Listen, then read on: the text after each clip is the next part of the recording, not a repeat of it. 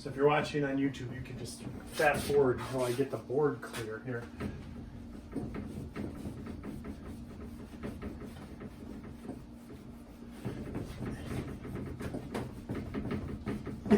Jeez.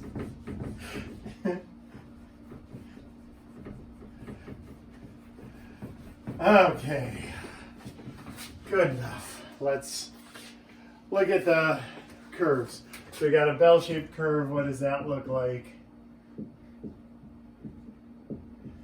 Just what you would think here. We got little histogram going up to a peak and then coming back down.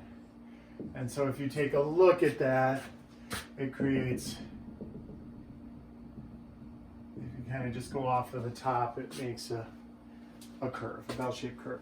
Uniform, we usually don't, we're not going to really monk around with those too much. That just means all the data is exactly the same. So you get this rectangle where everything, it's all the same data. It's like all having like 7, 7, 7, 7, 7, 7. That's it. Right skewed. So when we talk about skew, think of it, imagine, remember when you were little and you got to play with blocks? Let's say you had a big stack of blocks here. And then you knocked them. You knocked over the blocks and they go scattering all over the place, right? Like so. That is skewed to the right. So most of it is clumped on the left side. If we look at the curve, it looks like a bell-shaped curve for this much of it, but instead of being symmetric, it actually ends up going down that way. And so the mean, when we talk about the mean, median, and mode, the measures of central tendency in chapter 3, it'll always get pulled, a lot of times we'll say pulled towards the whale's tail. I think I even wrote that in the notes. What we're talking about, if you look at a skewed curve, it kind of looks like a cartoon whale. See the cartoon whale? Put a little fin on him. Have a little smile, a little blowhole. So the mean will always get pulled towards the skew. Those numbers up here pull the mean out of whack. So instead of being right here where it should be on a standard normal, they're all dead center, mean, median, and mode, it'll get pulled towards the whale's tail. So it'll get pulled towards the part that it's skewed towards. All right? So left skew is just the other way. So now the blocks are all set up over here, and then you kick them over. That was so much fun when you were a little kid. And it looks like that. All right, so this time the whale's tail is to the left, so the mean would actually get pulled left on a left skewed. The mean would get pulled to the right on a right skewed. And then bimodal. Bimodal, when we talk about mode is most. And on a standard normal curve, we get the mean, the median, and the mode all in the same spot. If it's bimodal, that just means there's sort of like two peaks. So you get sort of like two normal curves right next to each other, like so. And so this is called bimodal. And that just means two modes. And so if you look at the curve, kind of goes zoop, zoop. And so there would be a mode here and a mode there. That's all bimodal is.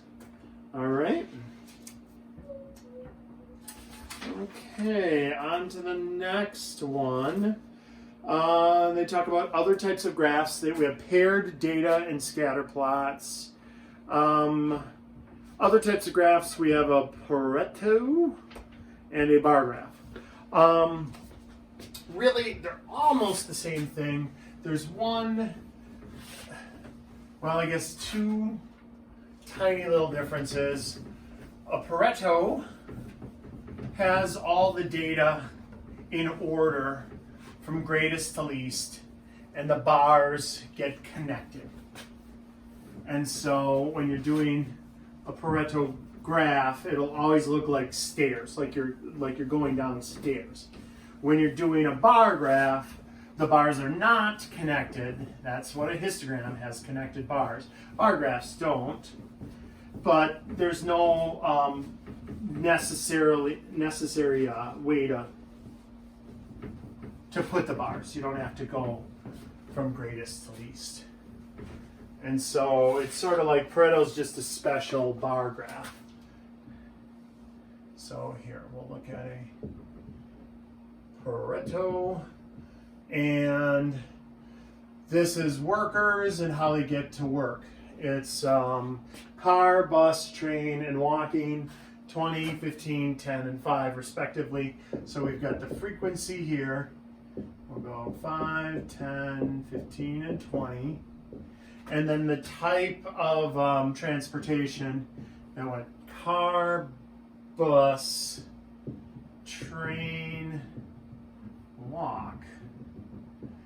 And clearly this is made up data because 20, 15, 10, 5, that's too perfect to be real.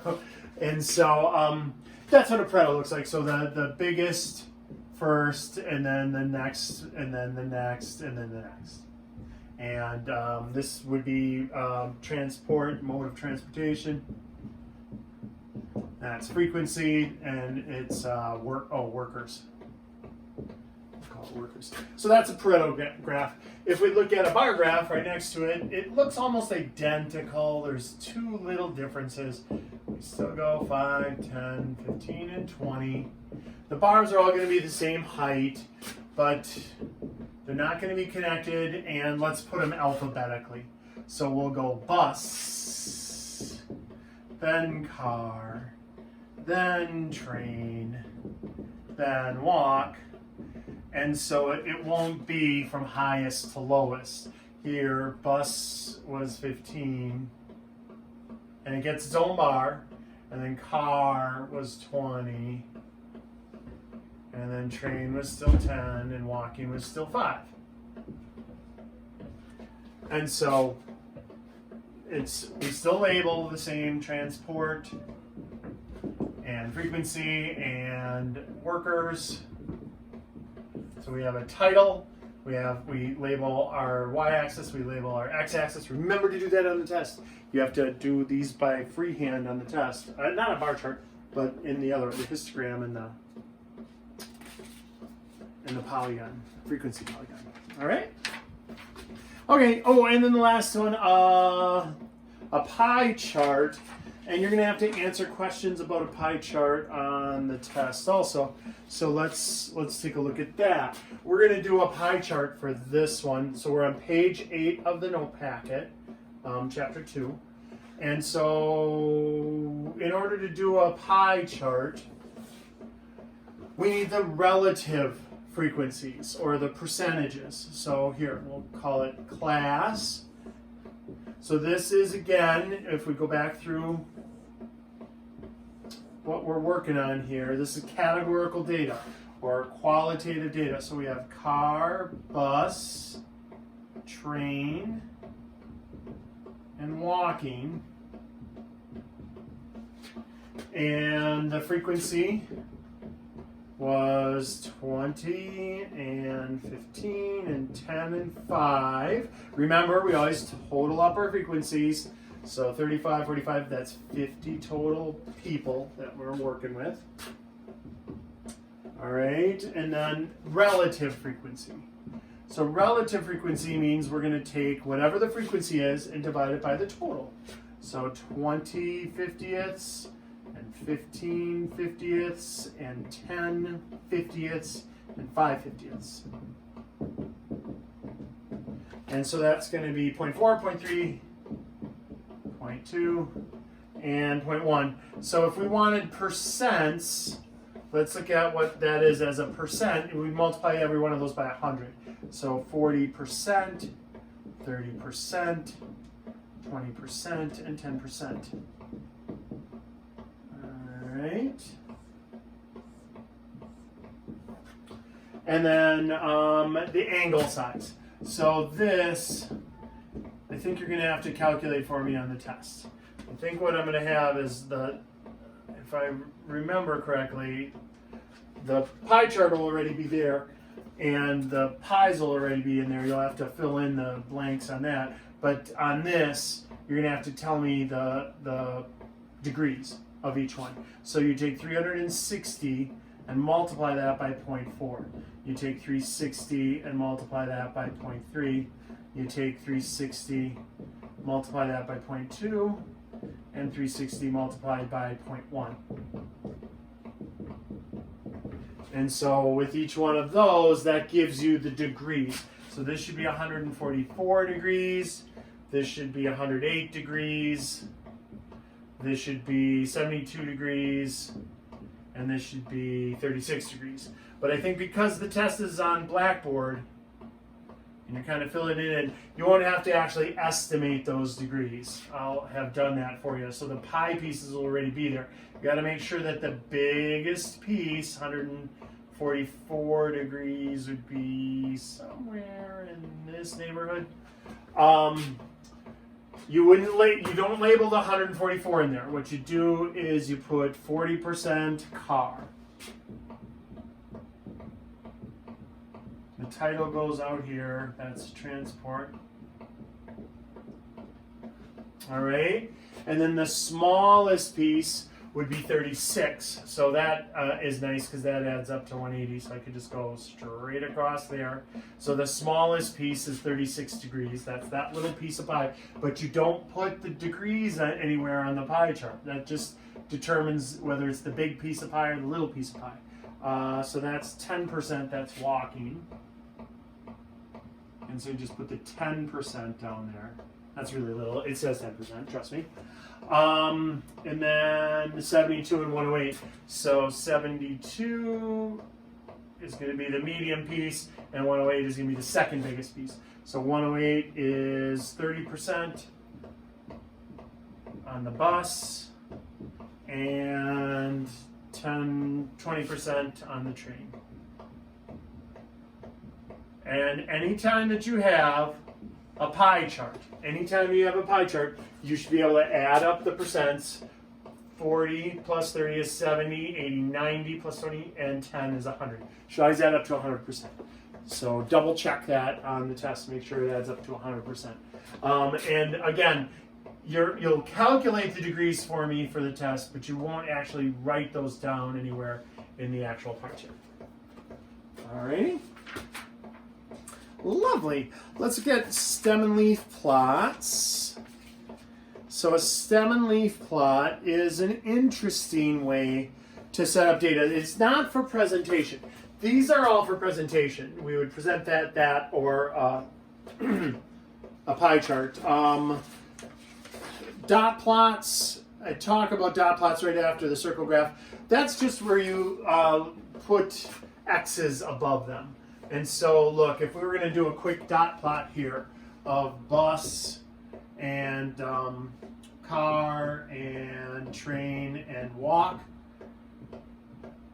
what that would look like is you would just say, well, bus, that's 15 people. 1, 2, 3, 4, 5, 6, 8, 9, 10, 11, 12, 13, 14, 15. It would look like that. Cars, that would be 20. 2, 3, get rid of the word frequency.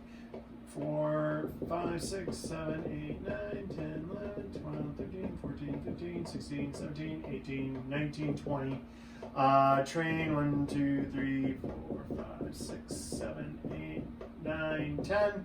And walking, 1, 2, 3, 4, 5. And so that's all you're doing with this. It isn't, so this wouldn't be for presentation. You wouldn't label it, you wouldn't do all of that. These are for presentation. If you look at this is just a weak version of that. This is a neater version of a dot plot. You do a dot plot when you have the raw data right there in front of you and just cross it off and put it in the right spot. That's what they're for. So, same with the stem and leaf. Stem and leaf plot isn't really for presentation ever. It's really just for you to get a feel for what the graph would look like in bar chart form, sort of. And let me show you what I'm talking about there. So a stem and leaf It's a way to organize data, but it really isn't for presentation. So you don't have to label, you don't have to put titles on it and things like that. So if you're looking at page 9 in the note packet, they have that data again, the unhealthy days. And so we have stems. That's the first number, the first digit in like a 2-digit number.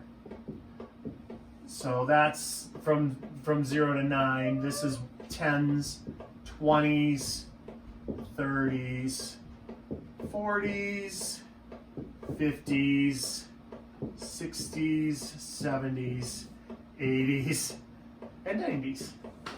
All right? And so this is kind of a cool chart in that you get the basic picture of a bar chart, but you also get the raw data. So you get the best of both worlds. It is not for presentation. It's just for you to be able to see the general trend. And so when we look at that data, if you can put it in order, that would be the best. So look, 0, 0, 0, that there are 3 zeros in the data. 1, 1, 1, 1, 1, 2, 3, 4 ones, and oh no, stapled it. 3 5s and a 6. 2, 3, 4. 3 5s and a 6. Sorry, 3 5s and a 6. Oh, that's a really ugly 6 now. There we go. All right, so that's all the ones place. In the tens place, we had a 12, a 12, a 13, a 15, a 16, and an 18. So see, we're kind of being lazy about how we write it. Instead of writing 12, 12, 13, we write the 1 once, and then the second part of the number goes over there. So those are all of them from 10 to 20. These are all from 0 to 10. These are all going to be the 20s. There's a 1, a 2, a 3, a 3, a 4, a 7, and a 9. The 3s, 32, 36, and 38. There's a 40. There's a 50. There's a 61. There is no 70, but we need to put the 7 in there with nothing there. Gaps are also important. And then 80s and 90s. There's a 1, an 8, and a 93. Okay? So now, if you look at this, it just looks like, all right, so you listed out the numbers. Got it. We know how many, you could look at it and say, well, the most common was between 0 and 10. The least common was 7. There were none. There were none in the 70s. But more importantly, you can take it now here, let me look on the camera, and twist it to the side, and you kind of get this bar chart.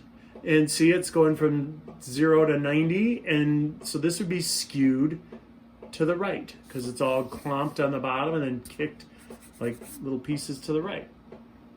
And so that's the advantage of a stem and leaf. And you have the raw data right there. So you can find the measures of central tendency, the mean, median, and mode. All right? So let's take a look at, scales. So page 10.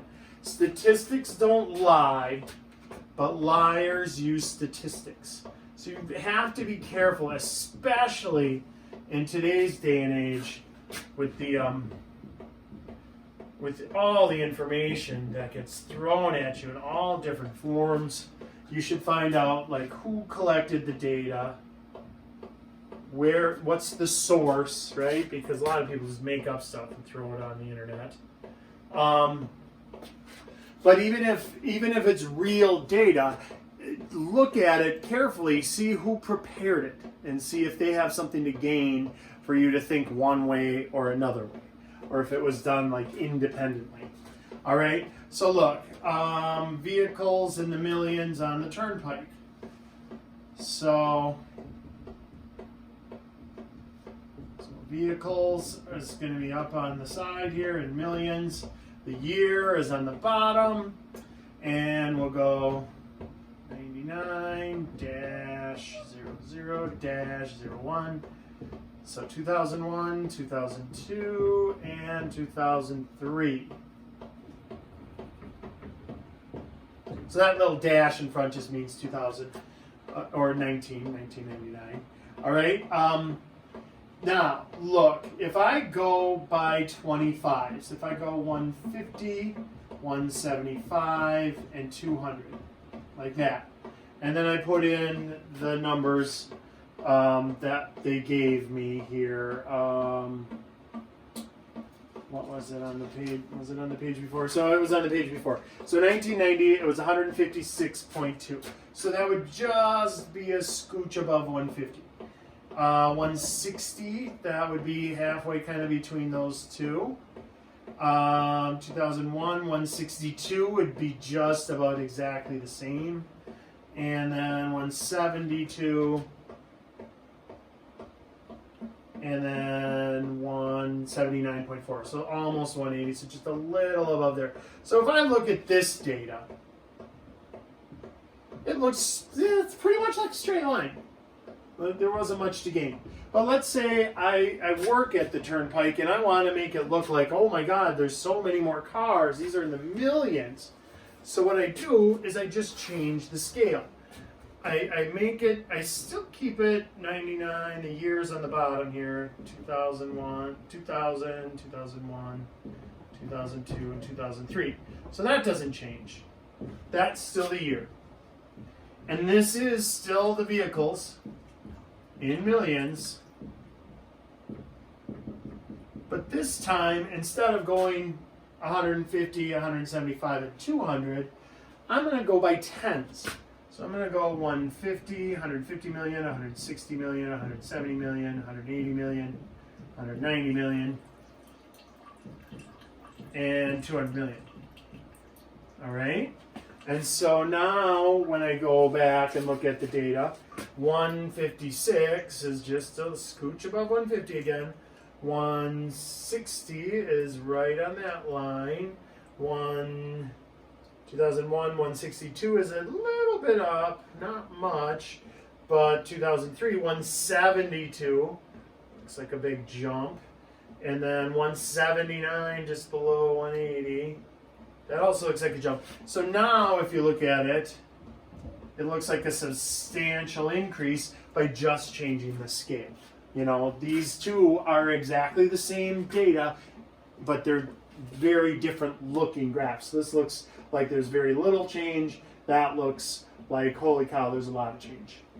And so if you're trying to cut funding for the Turnpike, you go with this one. If you're trying to get funding for the Turnpike, you go this one. And so you got to watch out who prepared it and be careful of scales, especially when it's in millions. If they jump by 50 or 100 and it just looks like a flat line, you might want to look at the raw data and see what's going on there. Okay. And then the last thing here we're going to talk about is scatter plots. So scatter plots are when you have both X and Y, so just like this, but you're given points. So yeah, just like this, except instead of connecting the dots like we did here, a scatter plot, we try to see a trend. So we try to look for a linear trend. And we're going to stick with just lines. As you get into different and more advanced statistics, you can start using logistic equations or exponential growth or decay equations, non-linear. We're going to just kind of stick with linear. And so look, we got 15 people, and we have their heights and weights. And so we're going to use weight to kind of predict height. So usually this one is called the independent variable, is the one that you put at X. Independent variable. And that means the dependent variable is Y. So when you're setting it up, if you have coordinates given or grouped data, then you could pick which one you think predicts the other one. So if you think, no, weight doesn't predict height, height predicts weight, then we would switch this around. All right? But I'm going to leave it like this. Oh, another thing that's subtle, it's in the notes, and I wouldn't mark it wrong if you didn't do this, but if you're not going to start from 0, you should really put like a little hack mark like that, like an equal sign sort of through it, meaning you broke it. It wasn't 0, 1, 2, 3, 4, 5 or 0, 25, 50. I'm just starting right here with 50, but I'm not saying that this length is 50. All right, I am saying this length is 50. And you always want that uniform. Try to make about the same distance. And I'm not going to pull out a ruler on you to grade your tests, but it shouldn't be like this one's this close and then that one's all the way over there. You know, it should be pretty close. All right. And so then we look at the weights. That goes 30, 40, 50, or heights. I'm sorry, heights in inches. 50, 60, 70, and 80 inches. And then I'm just going to put down the dots here pretty quickly. So I'm just going to kind of guesstimate where they are based on the work that I already did. Oh, so it's something like that. All right. So we got 15 people. There's their weights. There's their heights, X, Y. And it looks like it does fall into a pattern, doesn't it? It's sort of like you could say, okay, if I wanted to use this, and I wanted to say, well, what if somebody weighs 350, how tall would they be? We could kind of fit a line in there, go to 350, and kind of guess that the height would be above 80. And so it falls into sort of a line, and so that's called a positive. Oh, you won't be able to read that. A positive linear relationship, or trend, you could say, if you wanted, instead of relationship. A trend line, positive linear. Notice the word line is kind of in there, line, and then the AR, linear. All right, relationship. So that means as weight increases, so does height.